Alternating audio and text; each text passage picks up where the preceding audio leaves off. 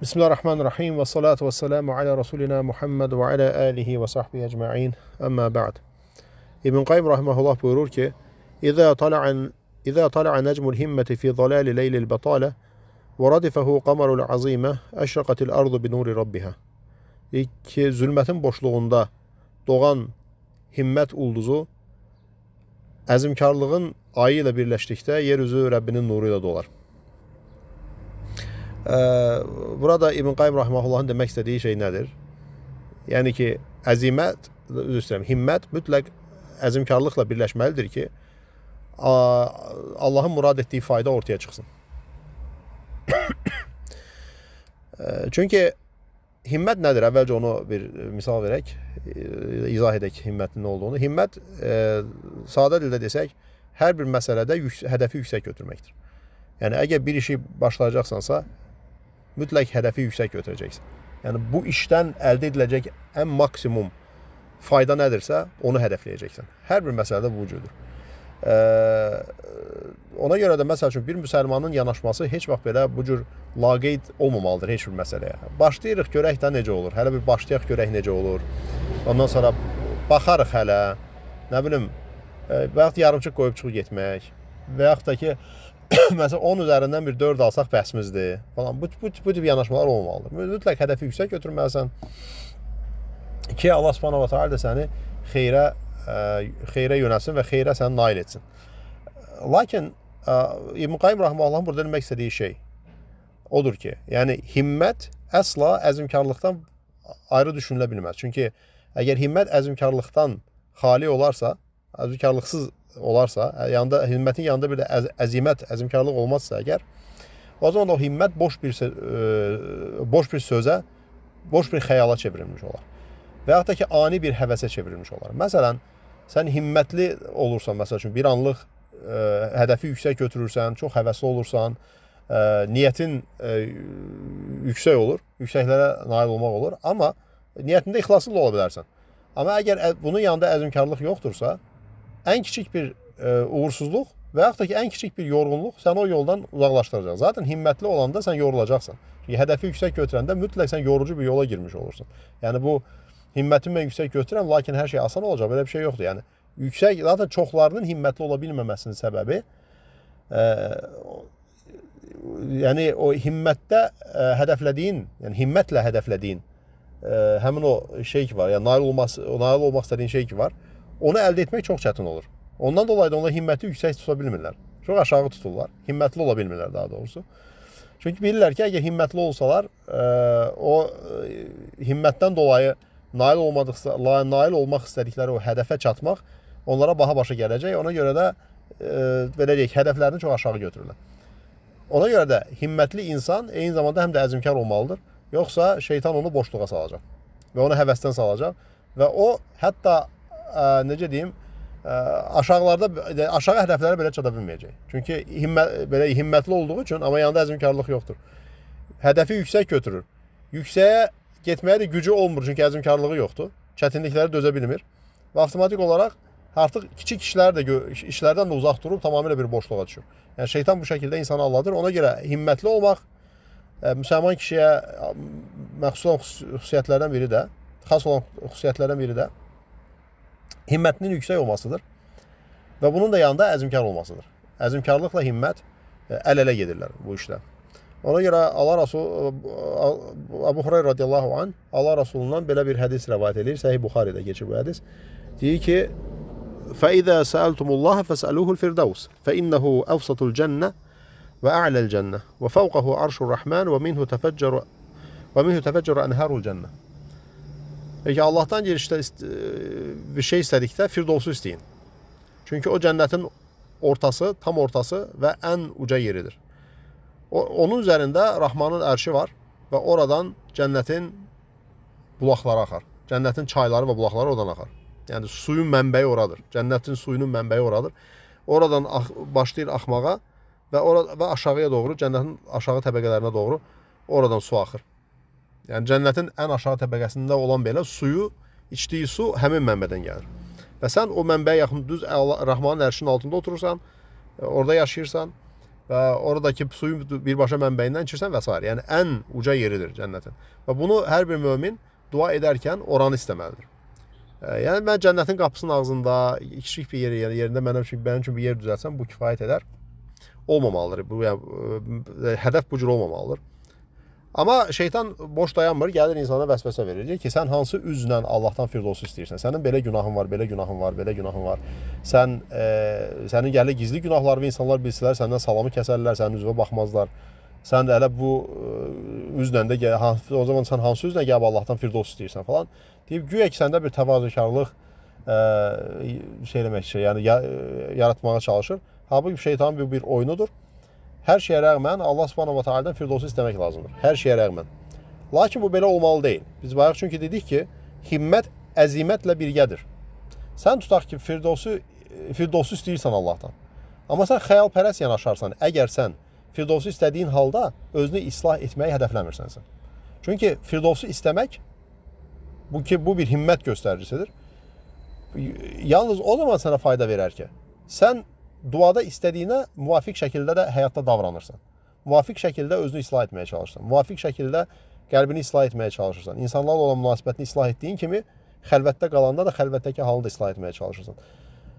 Mükəmməl ola bilməsən də, ən azından dünənkindən daha xeyirli olmağa çalışırsan bugün. Addım-addım xeyrə doğru can atırsan. Yalnız bu cür olduğu halda sən duanda da ixlaslı olmuş olursan. Əks təqdirdə sən firdovsu istəyirsən Allahdan, lakin əməlində bu özünü göstərmirsə, sən bir murciə olursan. Yəni istəyirsən Allahın rəhmətinə ümid bağlayırsan, inşallah Allah mənə firdos verəcək falan, amma əməllərdə bunu göstərmirsən, zaten bu da şeytanın səndən istədiyi bir şeydir. Yəni şeytan ya səni ümumiyyətlə duadan çəkindirir ki, Allahdan firdovsu istəməyəsən. Baxanda ki, səni çəkindirə bilmir duadan, sən yenə də Allahdan firdovsu istəyirsən, bu zaman da gəlir sənin əməllərini boşaldır. Yəni səni o tərəfdən səni tənbəlləşdirir. Sənin fəhmini əlindən alır. Və sən duada istədiyi və müvafiq şəkildə davranmırsan, bu zaman da sən nə olmuş olursan? Boşboğaz olmuş olursan Allah qarşısında. Dualarında istəyirsən, amma əməllərində heç bir əzmkarlıq göstərmirsən və özünü islah etməyə çalışmırsan. Bu ikisi bir-birinə əl-ələ gedir.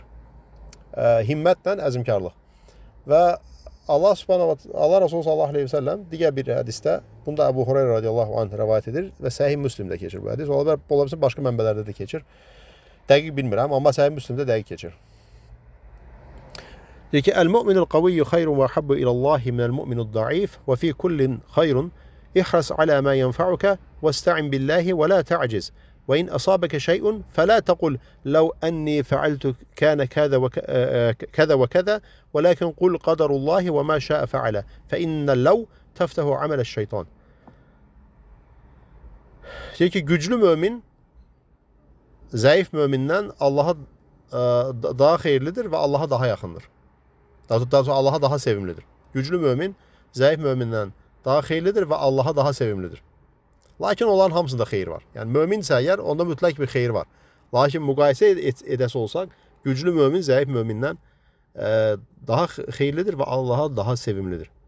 Burada güclü mömin məsələsini niyə burada qeyd etdik? Çünki insan bir şey himməti yüksək olarsa, dedik ki, bərabərində əzmkarlığı da yüksək olmalıdır. Əzmkarlığının yüksək olması üçün də insanda güc olmalıdır. Yəni sən o necə deyim, yəni yüksək hədəflərə necə himmət edirsən, oralara gelib çatmaq üçün sənə əzmkarlıq lazımdır. Əzmkarlıq da elə birbaşa güc deməkdir. Yəni sən güclü olmalısan ki, əzmkar olasan. Ondan dolayı da Allah Subhanahu va Taala kimə dəyər verir? O kimsəyə daha çox dəyər verir ki, o möminə daha çox dəyər verir ki, o güclüdür. Bu ən birinci iman gücüdür. O belə deyək, dində sabit qalmaq gücüdür. Lakin bunu hər bir şeyə aid etmək olar. Fiziki gücə də aid etmək olar. Fiziki güclü olan, fiziki zəif olandan daha xeyirlidir. Elmdə daha güclü olan, elmdə daha zəif olandan daha xeyirlidir. Fəhmi güclü olan, fəhmdə zəif olandan daha xeyirlidir. Yəni, belə deyək, təqvası güclü olan, təqvası zəif olandan daha xeyirlidir və s. Siyahını uzatmaq olar. Yəni, hər bir məsələdə, hər bir xeyir olan məsələlərdə insanın güclü, yəni möminin güclü olması, onun zəif olmasından daha xeyirlidir. Ona görə hər kəs himmət etməlidir ki, daha xeyirli olanı daha güclü olsun. Yəni olduğu doğru yolda olan o doğru xüsusiyyətlər ki var, necə deyim, yəni fəzilətli əməllər və fəzilətli xüsusiyyətlərdə, şəxsiyyətə aid olan cəhətlərdə daha daha güclü olsun, özünü daha da bu istiqamətdə inkişaf etdirsin və onda da himmətli olsun. Və hədisin davamında deyir ki, sənə fayda verən məsələdə həris ol. Sənə nə fayda verirsə, o məsələdə həris ol.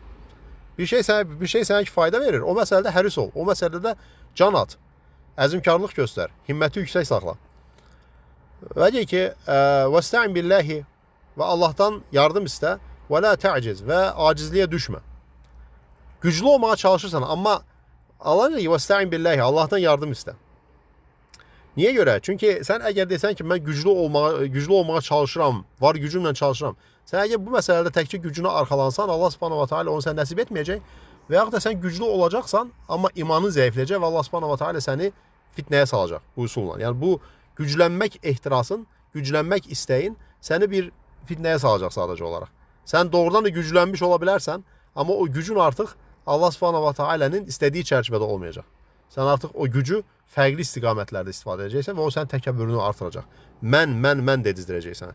Ona görə Allah Subhanahu va Taala deyir ki, sənə fayda verən şeydə şeyə qarşı həris ol, vəstə'in billah, və Allahdan yardım istə. Və la tə'ciz, və acizliyə düşmə. Çünki sən bil ki, mən əgər çalışıramsa və eyni zamanda Allahdan yardım istəyirəmsə, Allah Subhanahu va Taala mənə yardım edəcək və məni ən xeyirli olana yönəldəcək.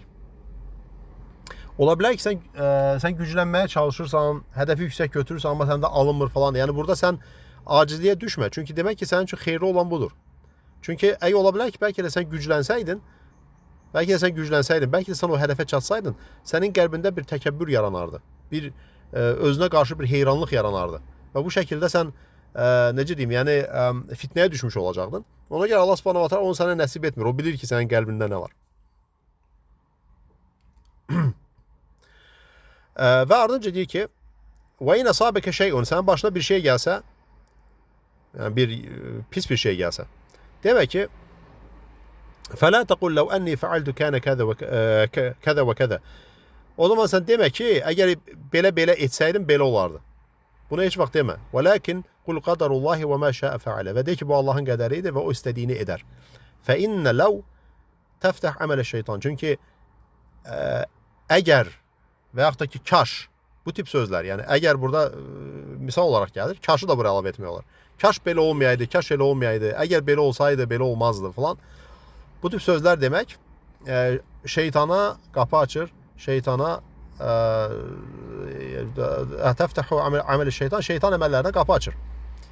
Şeytan əməllərinə qapı açır. Ona görə də nə deyəcəksən? Burada qədərə təslim olacaqsan. Bu toparlayası olsaq, nə edəcəyik? Güclü olmağa çalışacaq, çünki güclü olmaq daha xeyirlidir hər bir məsələdə. Bizə fayda verən şeylərə qarşı həris olacağıq. Lakin həris olarkən, o faydalı olan şeylərə nail olmağa çalışarkən Allahdan yardım istəməyi ihmal etməyəcək. Allahdan yardım istəyəcək və bundan dolayı da acizliyə düşməyəcək. Ruhdan düşməyəcək heç bir halda. Çünki və başımıza bir şey gələndə heç vaxt deməyəcək ki, əgər belə etsəydin, belə olardı. Çünki hər şey sənin əməlinə görə deyil. Allahın qədərinə görədir hər şey. Və əksinə nədir? Deyir ki, Allahın qədəridir, o istədiyini edər. Çünki əgər, kaş və s. bu tip sözlər şeytan əməllərinə qapı açır. İnsanı saptırır çünki bu cür şeylər.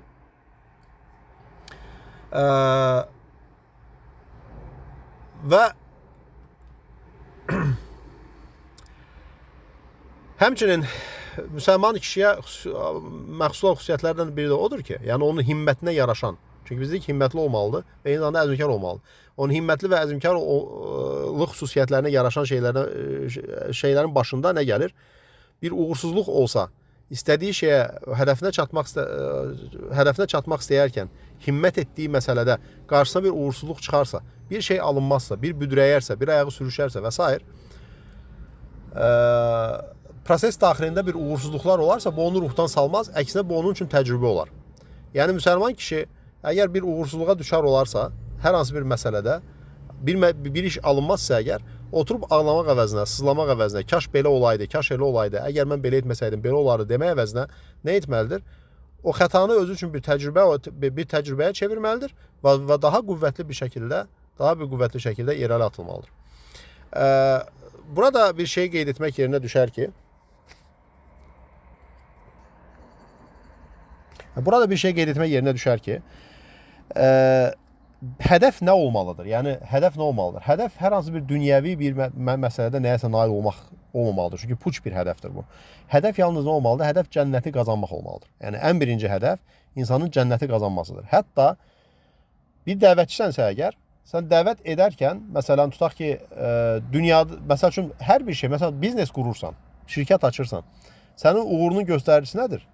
Çünki biznes qurursan, nə qədər çox mənfəət əldə etsən, gəlir əldə etsən, bir o qədər sənin biznesin uğurludur deməkdir. Məsələn, nə qədər çox filial açsan, nə qədər çox müştəri qazansan, nə qədər çox insanların etibarını və etimadını qazansan həmin o sahədə, satış olsun, xidmət olsun və s. istehsalat sahəsi olsun. Bir o qədər sən uğur qazanmış olursan. Bunları hesablayaraq, rəqəmlərlə hesablayırsan hər şeyi. Rəqəmlərlə xeyrə nail olduğunu, yəni daha doğrusu uğurlu olduğunu hesablaya bilirsən. Bəs dəvətdə Allahın dinində, uxravi məsələlərdə bu necə olur? Uxravi məsələlər rəqəmlərlə ölçülmür. Biz məsəl üçün bu il 100 nəfər adamı İslam'a dəvət etdik. Biz bu il 1000 dənə kitab çap elədik. Biz bu il 3 yerdə bir mərkəz açdıq. Biz bu il nə bilim, yəni 5 fərqli jurnal buraxdıq və s. Yəni nə olursa olsun, bunlar heç biri uğur göstəricisi deyil. Uğur göstəricisi sabit qalmaqdır. Uğur göstəricisi cənnət, yəni hədəf cənnətə düşməkdir və bu istiqamətdə məsələn cənnətə getmək, cənnətə düşmək istiqamətində məni uğurlu edən şey nədir? Mən necə deyə bilərəm ki, məsələn mənim hədəfim cənnətdir. Və cənnətə gedən yolda mən uğur qazanmışam. Məsəl üçün son bir ayda, 1 ildə, 5 ildə, 10 ildə. Bunu necə təyin edəcəm? Bunu təyin edəcəksən dində sabit qalmağınla. Yəni mən 5 il əvvəl hansı etiqad üzrə idim, hansı mənhəc üzrə idim, Quran və sünnəyə nə dərəcədə bağlıydım, bugün nə dərəcədə bağlıyam? Əvvəlkindən daha çox mu bağlıyam, əvvəlki kimi mi bağlıyam, yoxsa Quran və sünnədən uzaqlaşıb başqa hədəflərin arxasınca mı gedirəm? Çünki insan dəvətdə və uxravi məsələlərə biznes məntiqi ilə yanaşanda bu insanı saptırır. Məsəl üçün sən artıq rəqəmlərə aldanırsan. Sən deyirsən ki, mən 5 nəfər mənim ətrafıma gəldi, 5 nəfər mənim dəvətimlə İslam'a gəldi, o necə bir İslamdırsa, orasını bilmirəm artıq. Çünki özəgə özünü sapırsansa, çox güman ki, insanlar da sapıq bir formata dəvət etmiş olursan. Və yaxud da ki, biz məsəl üçün 3 yerdə mərkəz açdıq, filan yerdə mədrəsə açdıq, bəhmən yerdə bu qədər jurnal buraxdıq, özümüzün artıq filan şeyimiz var, bəhmən şeyimiz var. Bu şeylərlə sən bunları hesablayanda, amma bunlara nəyin bahasına bunlara nail olmuşsan? Dinin hansı yerlərindən güzəştə gedərək əldə etdiklərini əldə etmirsən? Çünki önəmli olan məsələ dindir və səni cənnətə çatdıracaq şey Quran və sünnə əsaslı bir dindir. Əgər sən buradan güzəştə gedərək, bu yerdən güzəştə, səni cənnətə aparan şey budur. Allah subhanahu wa ta'ala sənə son nəfəsinə qədər Allaha qulluq etməyi, başqalarına qulluq etməyi deyil, Allaha qulluq etməyi. Fa'bud rabbaka hatta ya'tiyakal yaqindir. Ölüm sənə çatana qədər Allaha qulluq et. Başqalarına qulluq etmə deyir. Sən məsəl üçün Allaha qulluğun hansı qismlərindən kəsib nəyə vermirsən? Və yaxud da ki, hansı istiqamətlərdə Allahın dinindən güzəştə getmirsən? Hansı məsələlərdə Quran və sünnəyə bağlı qalmaq sənə sərf etmir deyə həmin o qismləri dindən qırpmısan ki, o dünyadakı o bəllədiyin o hədəflər ki var, onlara nail olasan. Ki sonra öyünəsən ki, mən bu şeylərə nail oldum. Sayla öyünəsən, miqdarla öyünəsən, kəmiyyətlə öyünəsən deyə dinin hansı qismlərini qırpmısan? Niyə məsəl üçün sən 5 il əvvəlki mənhəcində deyilsən? Çünki o mənhəc daha təqvaya yaxın idi, nəinki bugünkü mənhəc. Bu tip məsələlər dində, yəni cənnətə gedən hədəfdə ki, hər bir müminin ən əsas yox, yeganə hədəfi cənnət olmalıdır. Cənnətə gedən hədəfində sənin uğurlu olduğunu göstəricisi sənin dində sabit qalmağındır. Necə ki, Nuh aleyhisselam ulul azm peyğəmbərdir. Amma onun ümməti cəmi 80-dən yuxarı adam idi. Yəni o da bir rəvayətə görə. Yəni 7 nəfər deyə bir rəvayət də var. Sadəcə olaraq təfsirlərdə əsas 80-dən yuxarı rəqəm bu rəqəm götürülür. 950 il dəvət aparasan, 80 neçə nəfər sənə şey olsun, yəni dəvətini icabət etsin. Bu biznes məntiqi ilə baxanda və ya da dinə biznes məntiqi ilə yanaşanların nəzərində bu uğursuzluqdur. Amma o ulul azm peyğəmbərdir. Yəni 5 ən böyük peyğəmbərdən, əzm sahibi olan peyğəmbərlərdən biridir. Yəni söhbət əzmkarlıqdan getmişkən. Biz bu nöqtədə və hətta elə peyğəmbərlər var ki, Allah Resulü sallallahu əleyhi və səlləm hədislərində deyir ki, ümmətsiz gələcəklər. Bir nəfər belə dəvətini icabət etməyib. Yəni biz deyə bilərik ki, məsələn, bu peyğəmbərdir, bu nəbidir. Məsələn, yer üzərində hər hansı bir dəvətçi, nə bilim, elə dəvətçilər var ki, minlərlə, 10 minlərlə insanı dəvət edib. Onlar Peyğəmbərdən daha mı üstündürlər? O bir nəbidir. Nəbi tək gəlir. Amma uğurlu bir nəbidir. Uğur qazanmış bir nəbidir. Niyə görə? Çünki heç kəs ona dəvətini icabət etmədiyi halda o yenə də öz mənhəcindən vaz keçmədi. O yenə də ayağı sabit qaldı. Demədi ki, belə alınmır. İnsanlar belə eləyəndə mənim dəvətimə icabət etmirlər. Əcəba çoxmu sərtəm? Əcəba çox mənhəcim mi yanlışdır? Falan deyib Allah Subhanahu va Taala'nın onun üçün təyin etdiyi o nəbəvi mənhəcin xaricinə çıxmadıqlarından dolayı zaten onlar tək qaldılar və qərib oldular. Qərib olmaq əksinə bir fəzilətdir.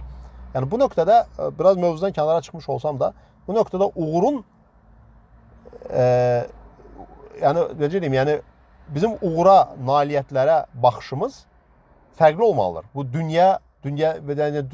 dünyəvi məsələlərdə kapitalist məntiqi ilə biz Allahın dininə və dəvətə və bu tip fəaliyyətlərə baxa bilmərik. Yəni cənnətə gedən yolun ölçüləri sabitliklə ölçülür. Sabitlik dərəcəsi ilə ölçülür. Kəmiyyətlə, miqdarla, sayla deyil. Və qaydaq mövzumuza, əzmkarlığın və himmətin qarşısında duran ən böyük əngəllərdən biri, xüsusən də indiki dövrdə nədir? Tənbəllik və ertələmə xəstəliyi. Tənbəllik və ertələmə xəstəliyi. Tənbəl olduğun halda himmətin yüksək tutmağın heç bir mənası yoxdur. Yəni, bayaq dediyim kimi, bu insanı böyük bir boşluğa salır və boşboğazlığa gətirib çıxardır. Danışanda danışırsan, nə bilim, yüksək hədəflərdən, xilafət, cihad, nə bilim, nə. Amma şey eləmirsən, sabah namazına dura bilmirsən, yorğanın üstündən ata bilmirsən, nə bilim, və s. və ilaxır. Yəni, ən kiçik məsələlərdə belə bir əzmkarlığın olmur, tənbəllik edirsən və ya sabah eləyəcəm, inşallah olacaq, o da olar falan deyə özünü bu şəkildə alladırsan. Və bu iki xəstəlik ən böyük əngəldir. Əzmkarlıq və himmətin qarşısında duran. Və bu xəstəliyin də müalicəsi bu duadır. İnşallah həmin duanı oxuyacağım. Buxarıda keçir bu dua. Nəbəvi bir duadır. Peyğəmbərimiz sallallahu əleyhi və səlləm bu duanı edərdi. Allahümme inni a'udhu bika minel hemmi vel hazan vel aczi vel kesel vel cubni vel bukhli ve zala'id deyni ve galabetir rical. Bu eyni zamanda həm də borc duası da adlanır. Yəni borcdan qurtulmağı üçün edilən dualardan biri də budur sünnədə gələn. Deyir ki, Allahım narahatlıqdan, hüzündən, acizlikdən və tənbəllikdən, qorxaqlıqdan və xəsislikdən, ağır borclanmadan və insanların qarşısında aşağılanmaqdan sənə sığınıram. Nə gözəl bir duadır. Təkrar edirəm. Narahatlıqdan və hüzündən, acizlikdən və tənbəllikdən, qorxaqlıqdan və xəsislikdən, ağır borclanmadan və insanlar qarşısında necə deyim, yəni insanlar aşağılanmaqdan sənə sığınıram. Deyərdi Allah Rasulü sallallahu aleyhi və səlləm. Allah subhanahu wa ta'ala bizim hər birimizi əzmkar, lakin boşboğazlardan etməsin. Daha doğrusu himmətli, lakin boşboğazlardan etməsin. Bizim himmətimizi əzmkarlıq və güclə həqiqi bir himmətə çevirsin. Allah subhanahu wa ta'ala bizim daim hədəflərimizi yüksək tutanlardan etsin. Allah subhanahu wa ta'ala bizi Firdovsu arzulayıb, Firdovsu arzulayanların və Firdovsu hədəfləyənlərin əməllərindən nail etsin bizi. Subhanakallahumma bihamdik, əşhədu en la ilahe illa ent, əstəğfiruka və etûbu ileyk.